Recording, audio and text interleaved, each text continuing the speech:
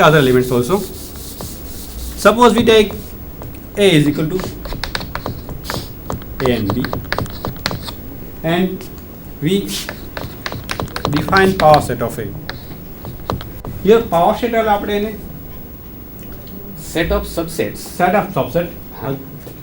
So it is its relation is that 2 raised to n, જ્યાં n આપેલા ગણના ઘટકો દર્શાવે છે અને જો આપણી પાસે એનમાં બે ઘટકો છે તો આપણી પાસે ટોટલ સબસેટ એના 4 મળશે. તો first is the null set, second is the, third is B and last is.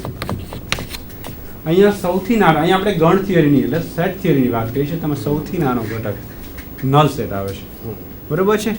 Null સેટથી મોટો ગણ એ છે, જ્યારે નલ એની સાપેક્ષમાં એને કમ્પેરિઝનમાં એ અને બી સરખા કહી શકાય છે, કારણ કે બંને 5 કરતાં મોટા છે, જ્યારે આ બંને ઘટક કરતાં છેલ્લો ગણ છે એ સૌથી. અહીંયા આપણે રિલેશન તરીકે સબસેટ લઈશું, એટલે કે less than or equal to જે છે અહીંયા સબસેટ તરીકે કન્સિડર કરીશું. અહીંયા આપણે સાવ સિમ્પલ જે આ less than or equal partial order રિલેશનનો સિમ્બોલ છે એના બરાબર આપણે અહીંયા subset or equal otherwise in short inclusion પણ કહેવાય છે. બરાબર. એ સાદી ભાષામાં આપણે ઉપગણ કહી શકાય કે ધારો કે 5 છે કે નલ સેટ છે અને ગુજરાતીમાં ખાલી ગણ કહે છે. ખાલી ગણ એ ગણ એ નો ઉપગણ છે, ખાલી ગણ એ ગણ બી નો ઉપગણ છે અને ખાલી ગણ એ ગણ એ બી નો ઉપગણ છે. તો ઇટ મીન્સ ખાલી ગણ પોતાનો ઉપગણ કહી હા, શકાય અને 5 is subset itself. અને દરેક ગણ પોતાનો ઉપગણ હા, તો હોય જ પોતાનો છે. ઉપગણ તો હોય જ છે. બરાબર છે. So now we can check for this we can it is similarly as a S6. 1 2 3 both are same example. In at 6 we take 1. In this sense we can say that 1 and 5 approximate same. Now A is equal to 2 and B is equal to 3 and AB is equal to 6. So we similarly can say that A is a cover of null set, B is also cover of null set, but AB is not a cover of null set because we get A and B between null set and AB. So AB is not a null set. Sorry, It is not not a cover of not a cover of null set. આપણે સારી રીતે ગુજરાતીમાં સમજવું હોય તો એમ કહી શકાય કે ખાલી ગણ છે એ ગણ એનો ઉપગણ છે, ખાલી ગણ એ ગણ બીનો ઉપગણ છે, અને ખાલી ગણ અને ગણ એ વચ્ચે તથા ખાલી ગણ અને ગણ બી વચ્ચે એક ઘટક મળતો નથી, એટલે આપણે ગણ એ અને ગણ બીને નલ સેટ ના એટલે કે ખાલી ગણના કવર કહી શકાય છે, અથવા ગુજરાતીમાં એને આવરણ પણ કહી શકાય છે. અને જ્યારે સેટ એબી છે કે જે સૌથી ઇટસેલ્ફ છે, તો ગણ એ અને ગણ એબી વચ્ચે અને ગણ બી અને ગણ એબી વચ્ચે બીજો એક પણ ઘટક નથી મળતો, એટલા માટે પણ આપણે એમ કહી શકાય છે કે એબી છે એ ગણ એ અને ગણ બીનો ઉપગણ છે. ચલો હવે આપણે હેઝ ડાયાગ્રામ એટલે શું, હેઝ ડાયાગ્રામ કઈ રીતે ડ્રો કરી શકાય છે તે આપણે સમજીશું. Partial order relation less than or equal to અને set P can be represented by a diagram which is known as Hess diagram, or which is known as partially ordered set diagram of the poset P, comma less than or equal to. It is known as Hess diagram because of it is given by Hess. અને has diagram draw કરતી વખતે કેટલી બાબતોની ધ્યાન રાખવી પડે છે ચાલો એ જોઈ લઈએ. In such diagram each element is represented by a small circle or a dot, or we can say dark dot. એટલે કે પ્રત્યેક એલિમેન્ટ માટે એક ડોટ ડ્રો કરવામાં આવે છે. એ ડોટ નાનું પણ હોઈ શકે, મોટું પણ હોઈ શકે, પણ એક ઘટ્ટ પણ કરવામાં આવે છે, ક્યારેક તેને પોલું પણ રાખવામાં આવે છે. The circle or a dot for x belongs to P is drawn below the circle of y belongs to P if x is less than y, and a line segment is drawn between x and y if y covers x. એનો અર્થ એ થયો કે x અને y બંને માટે dots તો મૂકીશું, પણ કયું ડોટ ઉપર કયું ડોટ નીચે મૂકીને આપણે ડાયાગ્રામ ડ્રો કરીશું ચાલો એ સમજી લઈએ. અહીંયા y એક્સને કવર કરે છે, y કવર્સ એક્સ, એટલે એક્સ માટેનું ડોટ જે છે એ વાય માટેના ડોટ કરતાં જે છે એ નીચે રાખીશું, એટલે એક્સનું ડોટ નીચે, વાયનું ડોટ ઉપર, અને પછી એ બંનેને આપણે જોડીશું કારણ કે વાય છે એ એક્સને કવર કરે છે. Y covers X, that is Y we are joining them by a line segment. જો X is less than y but is not a cover of x, તો x અને y ને આપણે કોઈ લાઇન સેગમેન્ટ વડે જોડતા નથી, ત્યારે એવું બની શકે કે x લેસ દેન y છે પણ y x ને કવર નથી કરતું, પણ એ y સુધી x થી y સુધી પહોંચી શકાય એક કે એક કરતાં વધારે ડોટ્સ દ્વારા.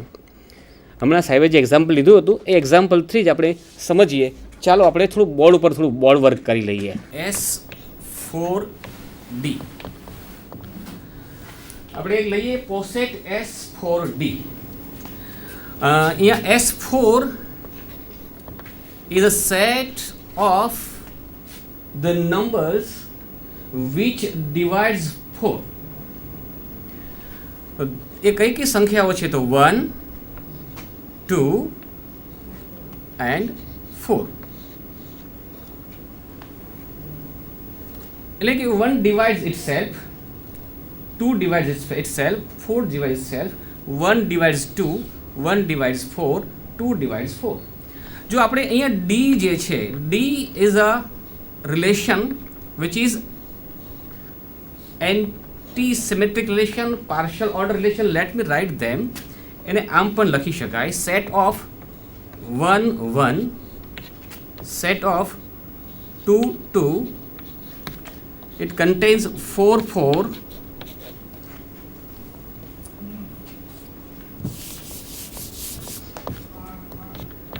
1 divides 2, 1 divides 4, 2 divides 4 and 4 divides 4. એટલે કે D જે છે 1 2 3 4 5 6 7 આટલા બધા જ જે છે એ બધા જ ઓર્ડર પેરનો સેટ બનેલો છે.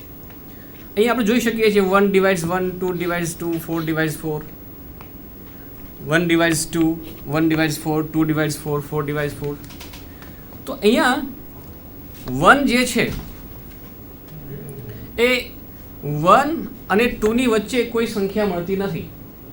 એનો મતલબ એ થયો કે 2 છે એ 1 નું કવર છે. 1 નું કવર છે એટલે 1 માટે આપણે જે ડોટ કરીશું તે નીચે કરીશું. 2 કવર્સ 1 એટલે કે 2 નું ડોટ જે છે એ તેની ઉપર કરીશું. પછી તે બંનેને આપણે જોડીશું. અને 4 જે છે એ 2 નું કવર છે એટલે 4 માટેનું ડોટ જે છે તેની ઉપર લખીશું અને પછી 4 અને 2 ને જોડીશું. અહીંયા 1 divides 4 છે પણ 4 એ 1 નું કવર નથી, because we are getting 2 between 1 and 4. તેથી આપણે ન કહી શકીએ. એક બીજું એક્ઝામ્પલ લઈએ. ધારો કે આપણે લઈએ P less than or equal to. તેમાં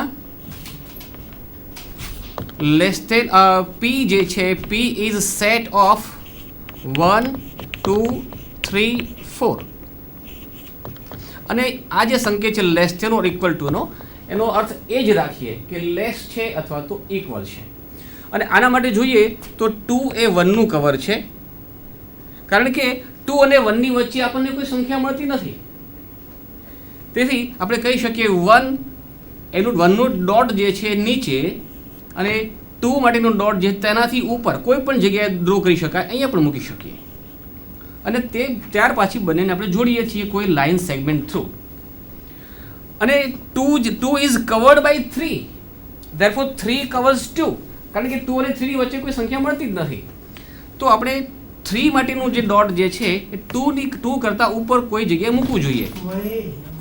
ત્યારબાદ બંનેને જોડીએ છીએ. એન્ડ 3 ઇઝ કવર્ડ બાય 4, એટલે કે 4 છે 3 ને કવર કરે છે. તો માટે 4 માટેનું ડોટ જે છે તેનાથી ઉપર આપણે મૂકવું જોઈશે.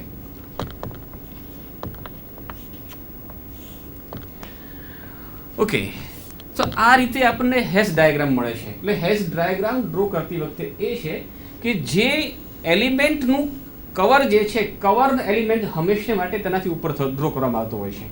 હવે પછીનું એક્ઝામ્પલ જે છે એ બહુ સમયાસર લેશે.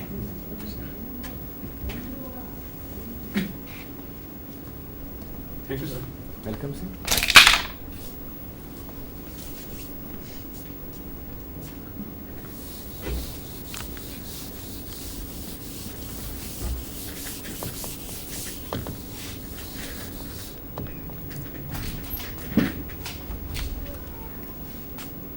It is a first we take the general form of S and D. That is a n is a number, Sn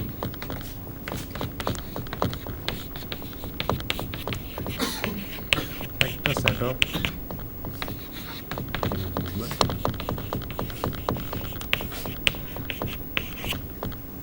છે સર આપણને જે વાત કરી S4D ની, આપણે S4 હવે આપણે એને જનરલાઇઝ કરી નાખીએ છીએ કે n ના જુદા જુદા નંબર માટે હેશ ડાયાગ્રામ કેવા કેવા બને છે.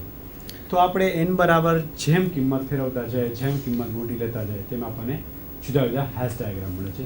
સર આપણને ઓલરેડી વાત કરેલી છે કે હેશ ડાયાગ્રામ માટે આપણે પહેલાં 3 કન્ડિશનનું પાલન કરવું પડે કે આપણે સૌથી જે નાનો એલિમેન્ટ છે, બરોબર છે, કે પહેલાં કે આપણે આપેલા સેટના કોઈ પણ 2 ઘટક લઈશું, એને કમ્પેર કરવાના કે કયો ઘટક નાનો છે, કયો ઘટક મોટો છે.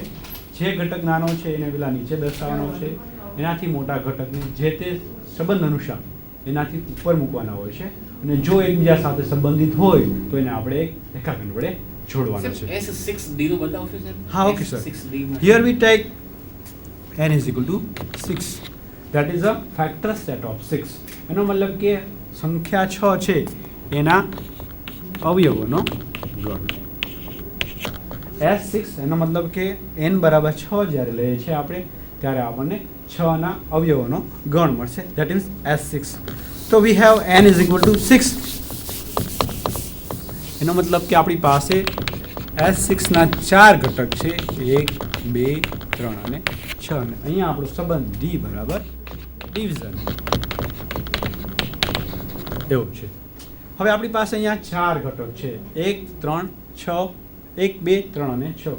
આમાં આપણે જોઈએ છીએ કે સૌથી નાનો ઘટક છે 1, તો આપણે પહેલાં એક પોઈન્ટ લેશું, અને આપણી પાસે રિલેશન છે ડિવાઇસનો, એટલે કે ડિવાઇસ એટલે કે આપણે કોઈ પણ નંબરને બીજા એક નંબર વડે જો નિશેષ ભાગી શકાય તો બંને એકબીજા સાથે સંબંધિત છે એવું કહી શકાય. That means we can say that 1 device 2, એનો મતલબ કે 1 વડે આપણને 2 ને નિશેષ ભાગી શકાય છે.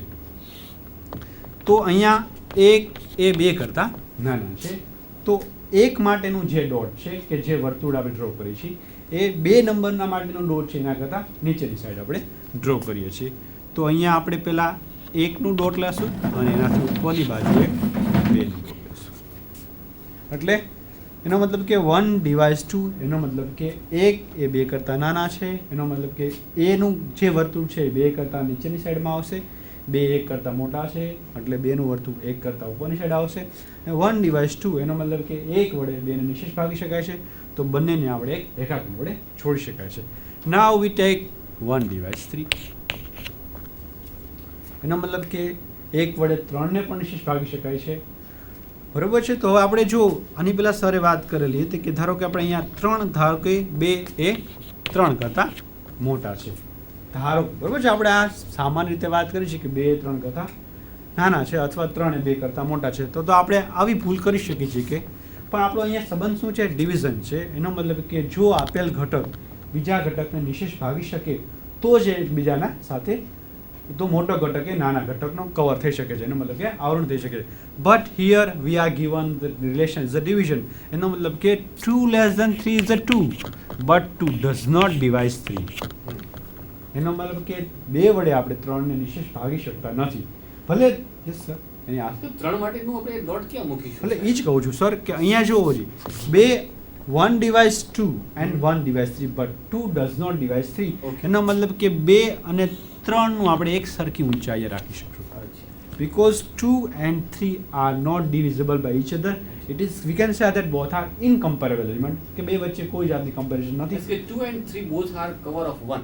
હા, બરાબર. ઓકે. બંને એટલા માટે બંને એક જ ઊંચાઈ પર રાખી છે. ઓકે. કદાચ તમે ઊંચી નીચે જે ઊંચાઈ રાખો, એનો મતલબ આપણે તો એવું જોવું છે કે જે ઘટક નાનો છે એનું વર્તુળ બીજા જે એનાથી મોટા ઘટક છે એના કરતાં નીચેની સાઈડ હોવું જોઈએ. આ બંને એકબીજા સાથે કોઈ જાતનું રિલેશન નથી આવતો, એટલે એને બંને જુદા જુદા ડિરેક્શનમાં રાખી છે.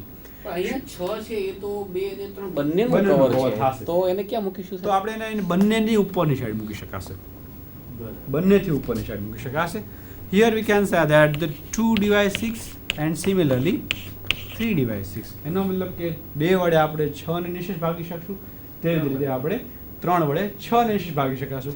એમ કહી શકાય કે 6 એ 2 અને 3 નું કવર છે. બરાબર. So it is upper side of 2 and 3 and we have 2 divided 6 and 3 divided 6. એટલે આપણે અહીંયા એનો મિનિંગ એ થયો માત્ર કવરને ધ્યાનમાં રહીએ તો આપણે ઝડપથી ડ્રો કરી શકીએ છીએ, બરાબર ને?